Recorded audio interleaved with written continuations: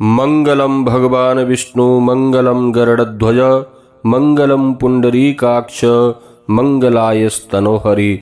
नमस्कार प्रिय बंधुओं, आप सभी का हमारे YouTube चैनल में बहुत बहुत स्वागत है।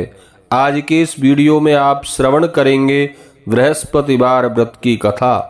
गुरुवार व्रत कथा श्रवण करने से भगवान बृहस्पति देव और विष्णु भगवान की कृपा प्राप्त होती है।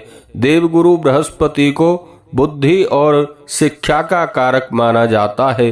गुरुवार को बृहस्पति देव की पूजा करने से धन, विद्या, मान, सम्मान, प्रतिष्ठा और अन्य कई मनोवांछित फलों की प्राप्ति होती है। धार्मिक ग्रंथों के अनुसार गुरुवार को भगवान बृहस्पति की पूजा करने का विधान है। गुरुवार के दिन व्रत और कथा सुनने से घर परिवार में सुख समृद्धि बनी रहती है। आइए श्रवण करते हैं गुरुवार व्रत की कथा। एक बार प्रेम से कहिए, बोलिए विष्णु भगवान की जय, बृहस्पति देव भगवान की जय। प्राचीन काल की बात है, किसी राज्य में एक बड़ा प्रतापी और दानी राजा राज्य करता था। वह हर गुरुवार को व्रत रखकर दीन दुखियों की मदद करके पुण्य प्राप्त करता था। परंतु ये बात उसकी रानी को अच्छी नहीं लगती थी। वह ना तो व्रत करती थी और ना ही दान पुण्य करने में विश्वास रखती थी। इतना ही नहीं, वह राजा को भी ऐसा करने से मना करती थी। एक समय की बात है, राजा शिकार खेलने के लिए बन गए। घर पर रानी और दासी थीं। उसी समय गुरु बृहस्पति देव साधु का रूप धारण कर राजा के दरवाजे पर भिक्षा मांगने आए। साधु ने जब रानी से भिक्षा मांगी तो वह कहने लगी, हे साधु महाराज, मैं इस दान और पुण्य से तंग आ गई हूँ। आप कोई ऐसा उपाय बताइए जिससे कि सारा धन नष्ट हो जाए और मैं आराम से रह सकूं। इतना सुनकर बृहस्पति देव ने कहा, देवी तुम बड़ी विचित्र हो। संतान और धन से कोई भला दुखी होता है क्या? अगर अधिक धन है तो इसे शुभ कार्यों में लगाओ, कुंवारी कन्याओं का विवाह कराओ, विद्यालय और बाग बगीचों का निर्माण कराओ, जिससे तुम्हारे दोनों लोग सुधरें। परंतु साधु की इन बातों से रानी को खुशी नहीं हुई। उसने कहा कि मुझे ऐसे धन की आवश्यकता नहीं है जिसे मैं दान दूं और जिसे संभालने में मेरा सारा समय नष्ट हो जाए। तब साधु ने कहा, अगर तुम्हारी ऐसी इच्छा है तो मैं तुम्हें जैसा बताता हूँ तुम वैसा ही करना। गुरुवार के दिन तुम घर को गोबर से लीपना, अपने बालों को पीली मिट्टी से धोना, राजा से हजामत बनाने को कहना, भोजन में मांस मदिरा का प्रयोग करना, कपड़े धोबी के या धुलने के लिए देना। इस प्रकार 7 बृहस्पतिवार करने से तुम्हारा समस्त धन नष्ट हो जाएगा। इतना कहकर साधु के रूप में बृहस्पति देव अंतर ध्यान हो गए।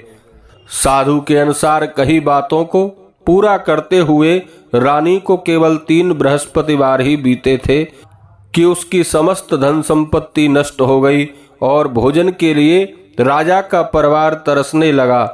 तब एक दिन राजा ने रानी से कहा, हे रानी, तुम यहीं रहो, मैं दूसरे देश को जाता हूँ, क्योंकि यहाँ पर सभी लोग मुझे जानते हैं, इसलिए कोई छोटा कार्य यहाँ नहीं कर सकता। ऐसा कहकर राजा दूसरे देश चला गया।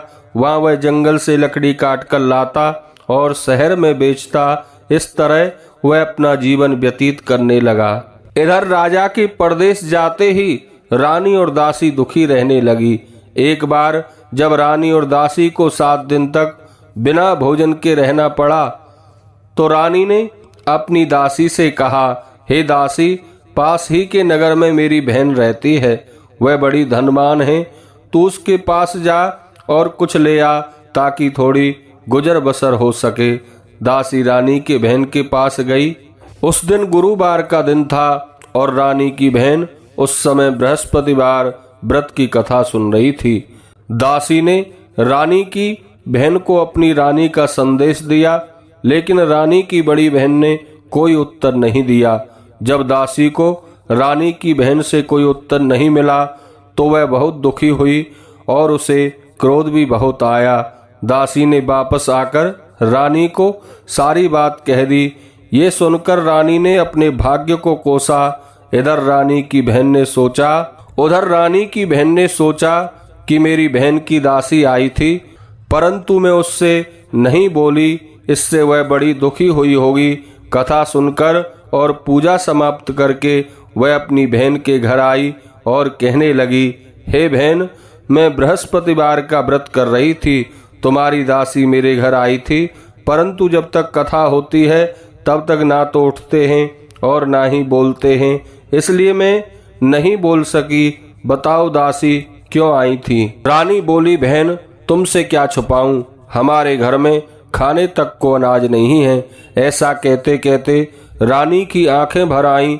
उसने दासी समेत पिछले 7 दिनों से भूखे रहने की पूरी बात अपनी बहन को बता दी। रानी की बहन बोली, देखो बहन, भगवान बृहस्पति देव सबकी मनोकामना पूर्ण करते हैं। देखो शायद तुम्हारे घर में अनाज रखा हो। पहले तो रानी को विश्वास नहीं हुआ, पर बहन के आग्रह करने पर उसने अपनी दासी को अंदर भेजा तो उसे सचमुच अनाज से भरा एक घड़ा मिल गया। ये देखकर दासी को बड़ी हैरानी हुई। दासी रानी से कहने लगी, हे रानी, जब हमको भोजन नहीं मिलता तो हम व्रत ही तो करते हैं, इसलिए क्यों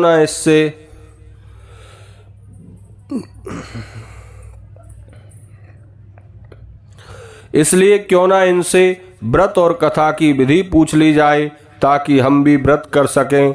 तब रानी ने अपनी बहन से बृहस्पतिवार व्रत के बारे में पूछा।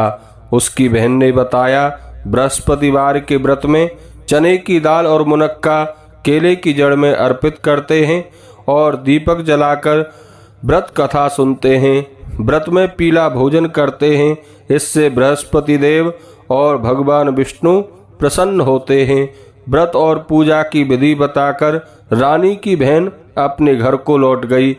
7 दिन के बाद जब गुरुवार आया तो रानी और दासी ने व्रत रखा। वह घुड़शाला में जाकर चना और गुड़ ले आई, फिर उससे केले की जड़ तथा विष्णु भगवान की पूजा की। अब पीला भोजन कहाँ से लेकर आएं, यह चिंता उन्हें सताने लगी, क्योंकि उन्होंने भगवान बृहस्पति देव का व्रत रखा था। इससे बृहस्पति देव उन पर प्रसन्न थे। वह एक साधारण व्यक्ति का रूप धारण कर 2 थालों में पीला भोजन दासी को दे गए। भोजन पाकर दासी बहुत प्रसन्न हुई, फिर रानी के साथ मिलकर भोजन ग्रहण किया। इसके बाद वह सभी गुरुवार को व्रत और पूजा करने लगी। बृहस्पति देव की कृपा से उनके पास फिर से धन संपत्ति आ गई, परंतु रानी फिर से पहले की तरह आलस्य करने लगी। तब दासी बोली, देखो रानी, तुम पहले भी इस प्रकार आलस्य करती थीं, तुम्हें धन रखने में कष्ट होता था, इस कारण सभी धन नष्ट हो गया और अब बृहस्पति देव की कृपा से दोबारा धन मिला है तो तुम्हें फिर से आलस्य होता है। रानी को समझाते हुए दासी कहती है कि बड़ी मुसीबतों के बाद हमने यह धन पाया है, हमें दान पुण्य करना चाहिए, भूखों को भोजन कराना चाहिए और इस धन को शुभ कार्यों में खर्च करना चाहिए। इससे तुम्हारे कुल का यश बढ़ेगा, स्वर्ग की प्राप्ति होगी और पितृ प्रसन्न होंगे। दासी की बात मानकर रानी अपना धन शुभ कार्यों में खर्च करने लगी। इससे पूरे नगर में उसका यश बढ़ने लगा। बृहस्पतिवार व्रत कथा के बाद श्रद्धा के साथ आरती करनी चाहिए, इसके बाद प्रसाद बांटकर ग्रहण करना चाहिए।